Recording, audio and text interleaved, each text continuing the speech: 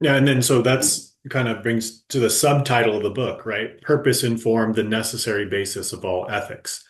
So that's kind of the point is there's an ethical way of being, and unless you're again actually going to take the full step and say absolute nihilism, I don't believe in ethics at all. Like no, almost no one does that, and if anyone does, no one listens to them because we no one wants to actually, no one thinks that actually a world without ethics is a good world. Mm. And then so like the people have to sort of hide it, but they call it anti-natalism or they call it, whatever. They dress up their lack of ethics or their evil ethics under what sounds good. Um, but the idea is, and the reality is, there are ways of being that are life-giving, right? That's true on, like you were talking about, on the physical level in terms of health. That's true on the spiritual level. It's true on every level. And you, and again, as I was pointing out, every tradition recognizes they give you specific things to do because there are certain things that you should do over other things. And so ethics is really is implied in all that and is really just you might say, the moral slash emotional realm of how to the right way to act that is in accord with um, being effective and promoting life that accounts for human consciousness and human interaction as well as part of the real world. Again, our consciousness are significant.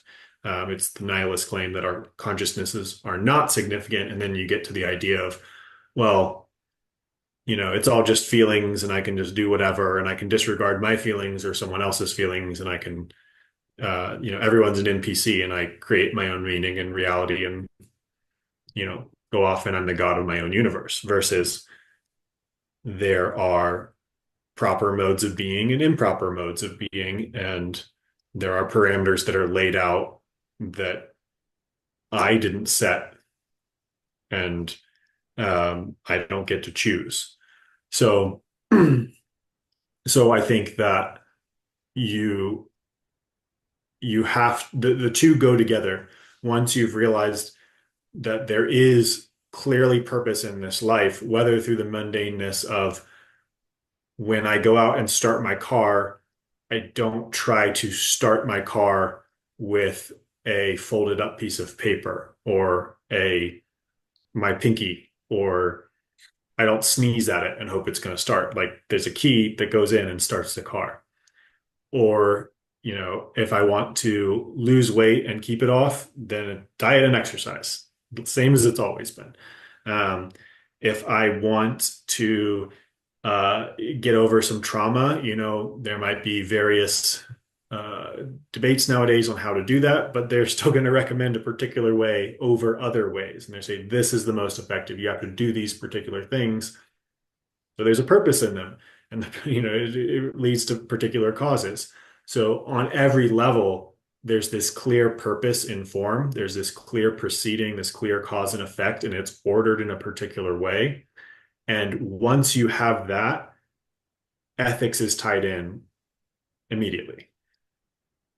If you want to get rid of ethics, you're also getting rid of purpose and form. They just go together, and you can't escape.